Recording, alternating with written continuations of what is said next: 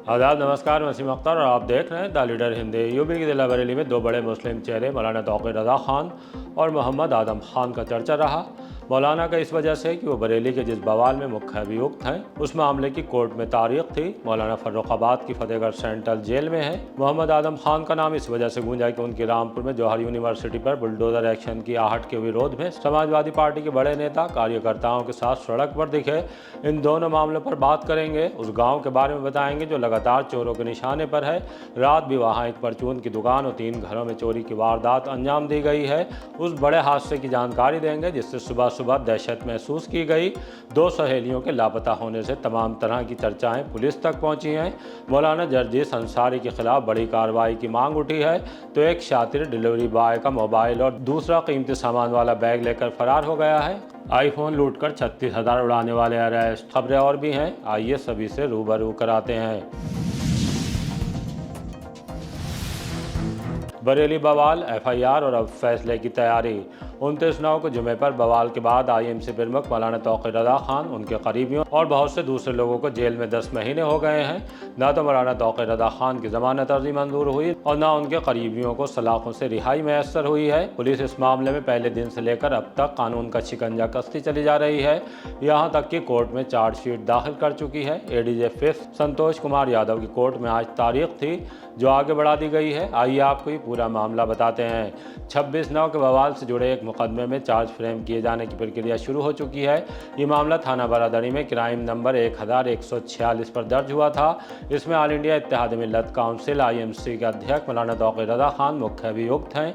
उनके अलावा भी बहुत से लोग नामजद हुए थे। आईएमसी के प्रमुख नेता भी शामिल हैं। पुलिस चार्जशीट दाखिल कर चुकी है। सभी पर चार्ज फ्रेम होगा। हमने इस मामले को लेकर कानूनी पहलू जानने के लिए एडीजीसी के साथ कुछ सीनियर एडवोकेट से बात की। उनका कहना है कोर्ट में अभी पुलिस ने जितने नाम चार्जशीट में खोले हैं सभी पर चार्ज फ्रेम होंगे। उसके बाद ट्रायल शुरू हो जाएगा। बरेली के बवाल की बात करें तो इसे 10 महीने हो चुके हैं। मौलाना ने 25 सितंबर 2025 को इस्लामी इंटर कॉलेज के मैदान में पहुंचने की कॉल दी थी। इसमें प्रमुख मुद्दा कानपुर से उठा आई लव मोहम्मद का विवाद था। कुछ और इशू भी शामिल किए गए थे। तब प्रशासन की तरफ से साफ कर दिया गया था कि निषेधाज्ञा लागू है। बगैर इजाजत कोई भी धरना, प्रदर्शन, जुलूस नहीं निकाला जा सकेगा।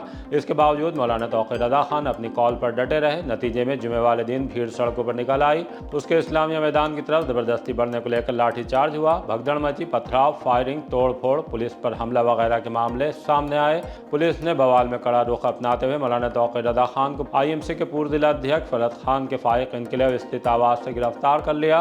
उनके साथ ही और भी बहुत सी गिरफ्तारियां हुई। सभी बरेली की सेंट्रल जेल 2 में बंद है। शहर के थानों में 10 मुकदमे दर्ज किए गए। बुलडोजर एक्शन के बाद तमाम सख्त कार्रवाइयां भी देखने को मिली।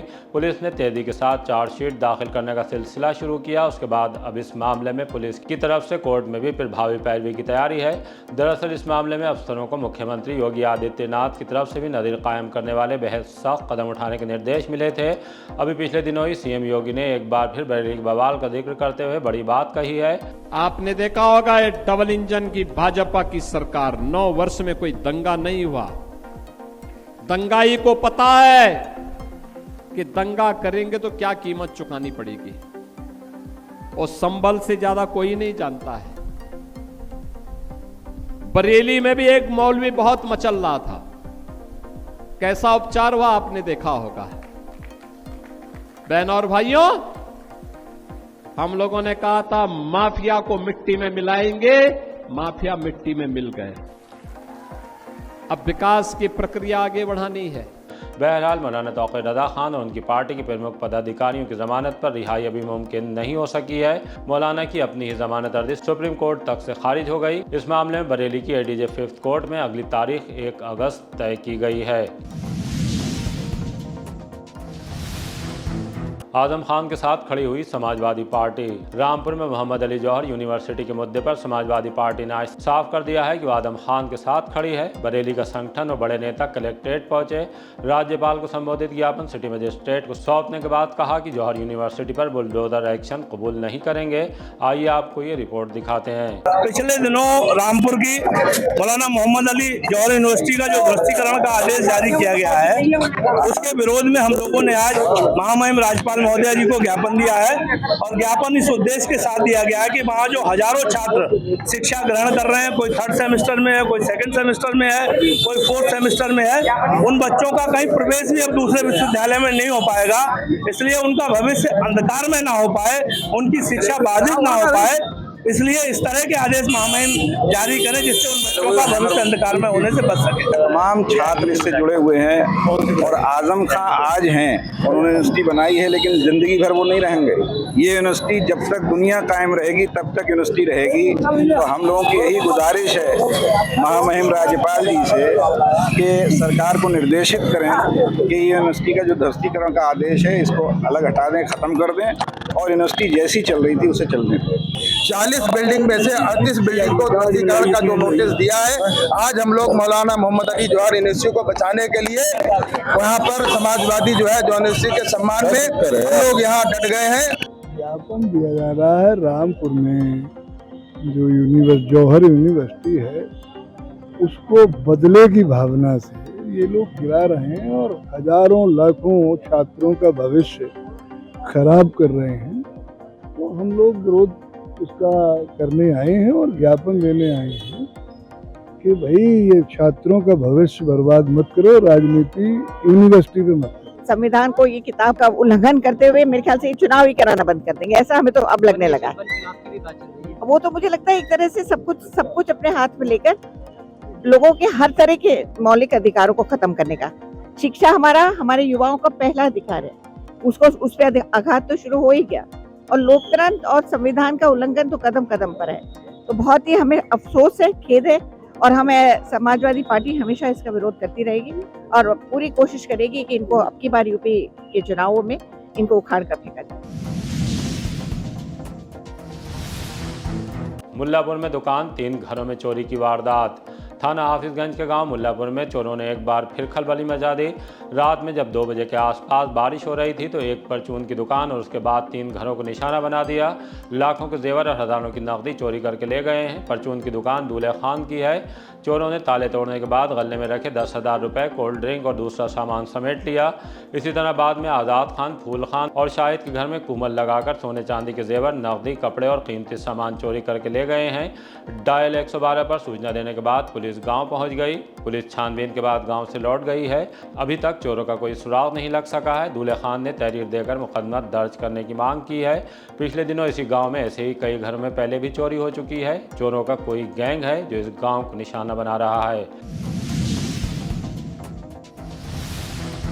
पेट्रोल पंप के सामने टली बहुत बड़ी घटना। तड़के जब बहुत से लोग गहरी नींद में थे, लेकिन संजय नगर पेट्रोल पंप के सामने स्टेडियम की तरफ जाने वाले मार्ग पर आवाजाही थी। ये रास्ता 24 घंटे चलता है। अचानक एक जोर की आवाज़ गूंजी, जैसे कोई भारी भरकम चीज़ ज़मीन पर गिरी हो। लोगों ने देखा तो एक तेज़ रफ्तार सीएनजी कैप्सूल वाला ट्रक महर्षि कश्यप चौक की रोटरी से टकराकर पलट चुका था। सिलेंडर से गैस लीक होने लगी थी, तब जबकि वो भरे हुए नहीं थे। ट्रक पलटने से ड्राइवर अंदर ही फंस गया। सामने चाय बेचने वाले एक शख्स ने गजब की तेज़ी दिखाते हुए लाते बरसाकर गेट का शीशा तोड़ा और ड्राइवर को बाहर निकाल लिया। तब तक राहगीर पुलिस और फायर ब्रिगेड को इत्तला कर चुके थे। एहतियातन लाइट और रास्ता बंद करने के बाद फायर ब्रिगेड ने सिलेंडर से रिस रही गैस पर पानी की बौछार मारनी शुरू कर दी। HPCL को हादसे के बारे में जानकारी दी, लेकिन वहां से किसी ने आने की जहमत नहीं उठाई। खैर, फायर ब्रिगेड ने मशक्कत के बाद बड़े हादसे के होने से पहले स्थिति पर कंट्रोल कर लिया। आइए आपको ये रिपोर्ट दिखाते हैं।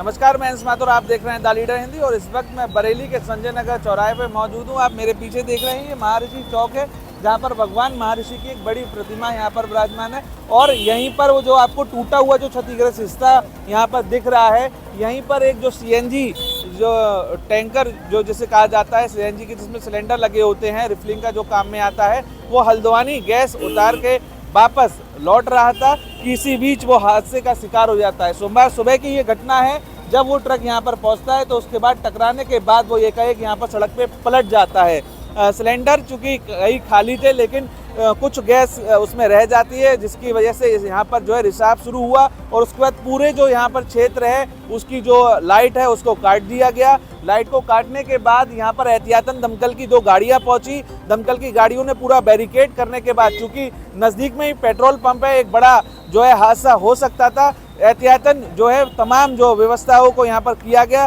पूरा रोकने के बाद फिर फिलहाल कड़ी मशक्कत की गई है। कड़ी मशक्कत के बाद अब उसको क्रेन के द्वारा यहाँ से हटवाया गया है। मैं अपने स्वयं के साथ और अपने दमकल कर्मियों और 2 फायर टेंडर, जिसमें एक फायर टेंडर था और एक मल्टी MDRV जिसको बोला जाता है, मल्टी डिजास्टर रेस्क्यू व्हीकल को लेकर हम घटनास्थल पर पहुंचे तो देखा कि व्यक्ति तो निकल गया था, उस व्हीकल से CNG लीक हो रही थी। जानकारी करने पर प्राप्त हुआ कि वो जो व्हीकल था वो हल्द्वानी में CNG सप्लाई करके लौट रहा था और जहां संजय नगर पेट्रोल पंप के सामने महर्षि कश्यप की मूर्ति लगी हुई है उसी से टकरा के पलट गया और CNG लीकेज होने लगी थी। पानी की बौछार करके उसको CNG को डाइल्यूट किया और एक कॉर्टन एक एरिया बनाया और वहाँ की विद्युत सप्लाई को डिस्कनेक्ट कराया गया विद्युत विभाग से और कॉर्टन ऑफ उसको किया गया, ट्रैफिक को बंद किया गया। ट्रैफिक पुलिस वहाँ पहुँच चुकी थी, उसके सहयोग से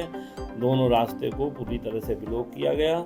इस दौरान हमारे द्वारा HPCL के अधिकारियों कर्मचारियों से संपर्क किया गया जिनके द्वारा कोई सहयोग नहीं दिया और फ़ोन उठाए, लेकिन उसके बावजूद भी वो टाइम से नहीं पहुँचे। लेकिन हमारे अपने ही प्रयासों से हमने उसको एकदम वैकेंट कराया, ड्राइवर से एडवाइस लेके और खुद के अपने ज्ञान से, और उसके बाद उसको हाइड्रा मंगा के सीधा किया गया।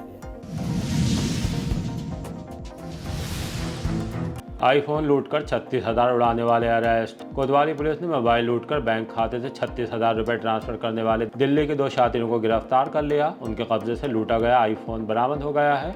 घटना 13 जुलाई की है। शाहजहांपुर के थाना कटरा में ग्राम नदैया रामपुर के रहने वाले विनय कुमार ने 16 जुलाई को कोतवाली में रिपोर्ट दर्ज कराई थी। पुलिस को बताया था कि 13 जुलाई को बरेली जंक्शन के बाहर 2 युवकों ने कॉल करने के बहाने से मोबाइल लिया। इसके बाद कचहरी रोड पर सुनसान स्थान पर उन्हें डरा धमकाकर आईफोन छीन लिया। मोबाइल के कवर में रखा एक्सिस बैंक का क्रेडिट कार्ड भी आरोपियों के हाथ लग गया। मोबाइल का लॉक खोलकर UPI के जरिए करीब 36,000 रुपये विभिन्न खातों में ट्रांसफर कर लिए। पुलिस ने रेलवे जंक्शन की नॉर्थ कॉलोनी में पुरानी पानी की टंकी के पास से मानिक चंद 19 और समीर 20 निवासीगण बवाना दिल्ली को गिरफ्तार कर लिया। पूछताछ में दोनों ने वारदात स्वीकार की है। अब मुकदमे में धारा बढ़ाते हुए उनको कोर्ट में पेश किए जाने की तैयारी है। तमाम चर्चाओं के बीच कहाँ गईं 2 सहेलियां। बारादरी थाने के इलाके से 2 सहेलियां लापता हो गई हैं। एक की उम्र 15 साल और दूसरी 18 साल की है। दोनों शामगंज में एक कारोबारी प्रतिष्ठान पर साथ काम करती थीं। 18 जुलाई को घर से काम करने की बात कहकर निकली थी, लेकिन जब वो घर नहीं पहुंची तो घर वालों ने कारोबारी प्रतिष्ठान पर जाकर उनके बारे में जानकारी की। पता चला कि वो तो आज आई ही नहीं है। तब दोनों के बारे में पुलिस को सूचना दी गई। पुलिस ने गुमशुदगी दर्ज कर ली है। दोनों के लापता हो जाने को लेकर तमाम तरह की चर्चाएं भी चल रही हैं, जो उड़ती उड़ती पुलिस तक भी पहुंची है। इसके विपरीत परिजनों का कहना है कि उन्हें कोई बेला फुसला कर ले गया है। दोनों को पता लगाने के लिए पुलिस के इस स्तर से प्रयास शुरू कर दिए गए हैं।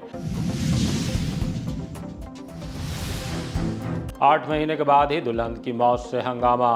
प्रेमनगर थाने के मोहल्ला बांधखाना में रहने वाली कामनी मौर्य 25 साल की शादी को अभी साल भर भी नहीं हुआ था कि संदिग्ध मौत हो गई। जब मायके वालों को जानकारी मिली तो हॉस्पिटल पहुंच गए। हत्या का इल्जाम लगाते हुए पुलिस को सूचना दी। पुलिस ने लाश को कब्जे में लेने के बाद पोस्टमार्टम के लिए भेज दिया है। पोस्टमार्टम हाउस पर कामनी के पिता हरिशंकर ने बताया कि बेटी की शादी 1 नवंबर 2025 को थाना इज्जतनगर के खजूरिया घाट निवासी विकास मौर्य से की थी।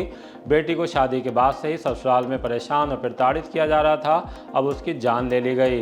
मेरा नाम प्रेम शंकर है। कहाँ रहते हैं आप? बानगाने जी, मेरे भतीजी है। क्या हुआ था इनके लिए, पूरी बात बताइए। ये हुआ बोले तबीयत खराब हो गई, क्या हो गया मुझे तो लग नहीं रहा, तबीयत खराब हुई उसकी। हाँ। कितना समय हुआ था शादी के लिए? और ये अभी करीब 1 नवंबर को हुई शादी। कहाँ शादी की थी बेटी की? यही क्या नाम है, खजूरिया घाट। क्या हुआ था, क्या सूचना मिली थी?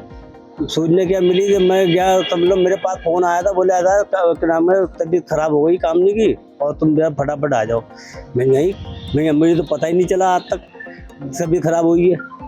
तो मैं गया शाम को, मैं पहुंचा 12:30 बजे, जब तक वो खत्म हो चुकी थी। क्या लगता है आपको?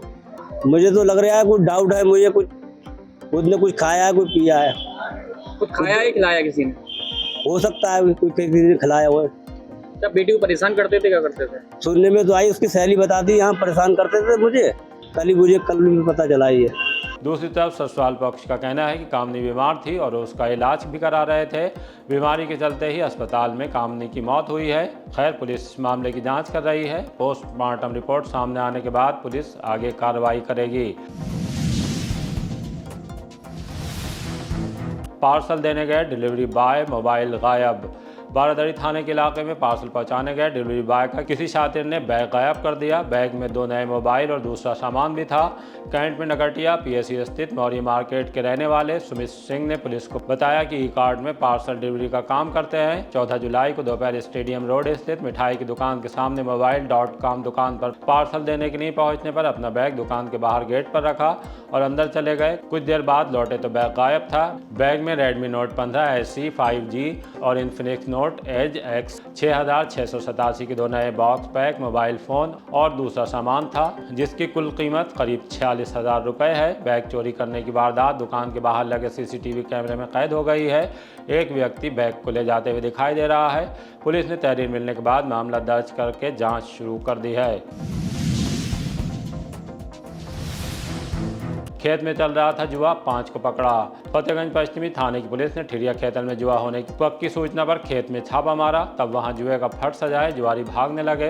पुलिस ने घेराबंदी के बाद सभी को दबोच लिया। पुलिस के मुताबिक इनके नाम रघुवीर निवासी मोहल्ला बिटौरा, ताहिर निवासी वार्ड 8 मोहल्ला अंसारी, इरशाद निवासी वार्ड 13 मोहल्ला सराय, एहसान निवासी रस्तोगी भवन चौकी के सामने और तस्लीम निवासी ग्राम ठिरिया खेतल हैं। उनसे ताश के 52 पत्ते और 25,000 रुपये की नकदी मिली है। इंस्पेक्टर प्रवीण कुमार ने बताया कि मुकदमा दर्ज करके सभी पर आगे की कानूनी कार्रवाई की जा रही है। चोरी की बाइक मामले में 1.5 साल रहा फरार। आंवला पुलिस ने उस शख्स को पकड़ लिया जो चोरी की मोटरसाइकिल फर्जी दस्तावेज तैयार कर बेचने के बाद फरार हो गया था। उसे 1.5 साल बाद पुलिस ने राजस्थान के कोट पुतली से दबी देकर गिरफ्तार कर लिया। वो वहां किराए के मकान में रह रहा था। पुलिस टीम ने उसे बरेली लाकर पूछताछ की। उसके बाद उसे कोर्ट में पेश कर दिया। वो आंवला में उदय भानपुर उर्फ आनंदपुर का रहने वाला है। नाम ब्रिजपाल है। उस पर मुकदमा 1.5 साल पहले ही दर्ज कर लिया गया था। तभी से पुलिस उसे तलाश कर रही थी, लेकिन वो हाथ नहीं आ रहा था। अब उसके राजस्थान में होने की जानकारी मिली थी। 10.5 लाख के गांजे के साथ 2 गिरफ्तार। थाना बारादरी पुलिस ने गश्त के दौरान कार से निकलकर भागते वक्त सुरेश शर्मा नगर चौराहे के पास से 2 को हिरासत में ले लिया। उनका तीसरा साथी फरार हो गया। उनसे पूछताछ के बाद कार की तलाशी ली तो उसमें से 3 बैग बरामद हुए, जिसमें 34 किलो 800 ग्राम गांजा बरामद हुआ। तब पुलिस कार के साथ दोनों को थाने ले गई। पूछताछ में गांजे की बड़ी तस्करी का राज सामने आया। पुलिस के मुताबिक फरार हुआ अमित सिंह निवासी संजय नगर इस धंधे का मुखिया है। वही दिल्ली में आनंद विहार से गांजा मंगवाता था। ये अलग अलग बसों से पहुंचता था, उसके बाद कार से उसे बेचा करते थे। इंस्पेक्टर बारादरी विजेंद्र सिंह ने बताया कि कार से बरामद गांजे की कीमत अंतर्राष्ट्रीय बाजार में 10.5 लाख रुपए है। पकड़े गए जय जनेदा निवासी राजेंद्र नगर और अरुण राजपूत निवासी कालीबाड़ी मंदिर के सामने वाली गली पर NDPS एक्ट में मुकदमा दर्ज करके कोर्ट में पेश किए जाने की तैयारी है। फरार अमित की तलाश में भी दबी दी जा रही है। मौलाना जर्जीस के खिलाफ क्यों हुआ प्रदर्शन? राष्ट्रीय जागरण सनातन संघ के प्रदेश संयोजक लवलीन कपूर के नेतृत्व में पदाधिकारियों और कार्यकर्ताओं ने SSP को ज्ञापन सौंपकर मौलाना जर्जीस अंसारी के खिलाफ कार्रवाई की मांग की है। बताया कि सोशल मीडिया और समाचार माध्यमों से प्रसारित एक वीडियो में भगवान श्री कृष्ण के संबंध में अमर्यादित और विवादित टिप्पणी की गई है, जिससे सनातन धर्मावलंबियों और संत समाज की धार्मिक भावनाएं आहत हुई हैं। कड़ी कार्रवाई की उन्होंने मांग की है। आज कप्तान साहब के इस सिलसिले में मिले कि मथुरा का मौलाना है जर्जीस अंसारी, उसने हमारे आराध्य श्री कृष्ण जी को अपशब्द कहे, मतलब जितना उसने उनका अपमान कर सनातन कर सकते थे उतना करा। और आज ही नहीं, पहले भी राम सीता का अपमान कर चुका है। जब तक इसके ऊपर लगाम नहीं लगेगी, इस पर FIR नहीं होगी, बंद नहीं होगा भगवी धाराओं में, तब तक ये मानेगा नहीं। तो हमारी कप्तान साहब से और सबसे यही करबद्ध विनती थी कि इसके ऊपर तुरंत FIR करके मुकदमा चलाया जाए और इस सलाखों को पीछे डाला जाए, ताकि अपने कुकृत्यों का भाषणों का दुस्साहस ना कर सके। और साहब से क्या आश्वासन मिला है? आपने कहा ठीक है, मैं इसको ट्रांसफर कर देंगे लखनऊ मुख्यमंत्री जी को, इसको आपके संघ में अटैच करके इसकी गिरफ्तारी कार्रवाई की जाएगी। भाई के हाथों भाई का कत्ल, अब लव मैरिज का पेंच।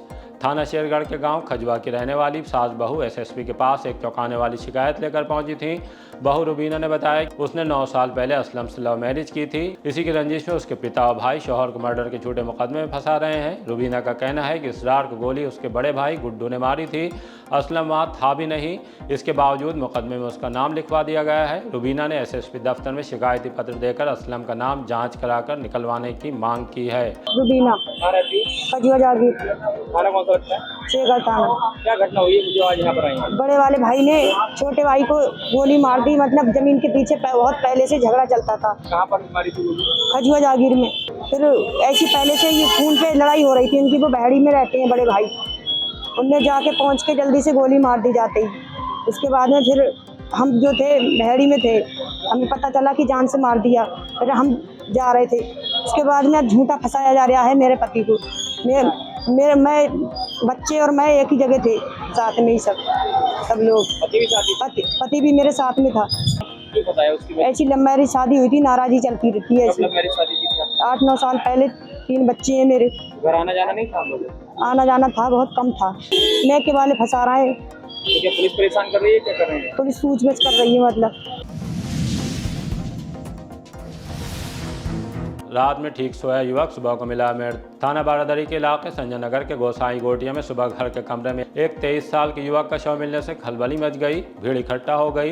बाद में पुलिस भी पहुंच गई। पुलिस ने पूछताछ के बाद लाश को कब्जे में लेकर पोस्टमार्टम के लिए भेज दिया है।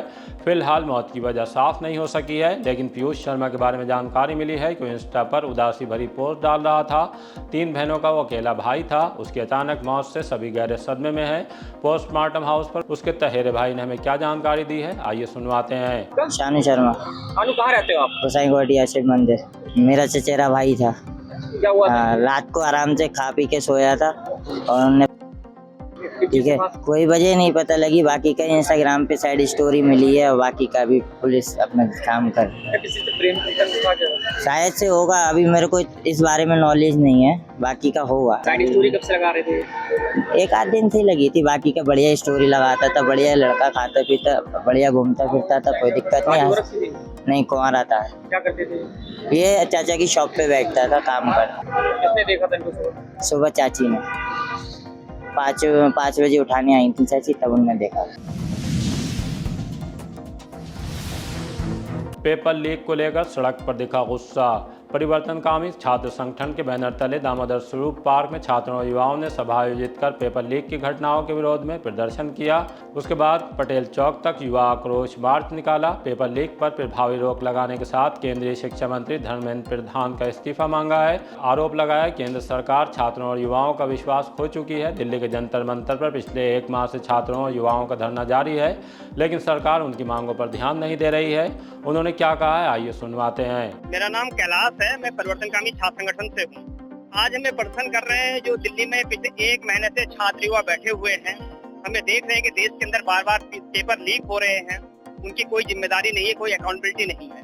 नीट का पेपर लीक हुआ, लगभग 20 से ज्यादा छात्रों ने कर ली, लेकिन हमारी सरकार की ओर से कोई जवाब नहीं है। इसी जवाबदेही को सुनिश्चित करने के लिए, छात्रों के भविष्य से खिलवाड़ हो रहा है इसको रोकने के लिए दिल्ली के जंतर मंतर पर पिछले 1 महीने से छात्र युवा बैठे हुए हैं। आज वहाँ संसद मार्च का आह्वान है और इसी आह्वान के तहत हम भी यहाँ पे इन्हीं मुद्दों को लेकर के पेपर लीक रोका जाना चाहिए, जो सरकार की जवाबदेही सुनिश्चित होनी चाहिए, जो छात्रों के भविष्य से खिलवाड़ किया जा रहा है तो रोका जाना चाहिए। इस मांग को लेकर हम लोग यहाँ पे आए। इसी तरह के ताज़ा अपडेट जानने के लिए देखते रहिए द लीडर हिंदी। विदा लेने से पहले हमारी आपसे गुजारिश है कि हमारी रिपोर्टिंग पसंद आ रही है तो खबरों को शेयर कीजिए और हमारे चैनल को सब्सक्राइब करके हमारा हौसला ज़रूर बढ़ाइए।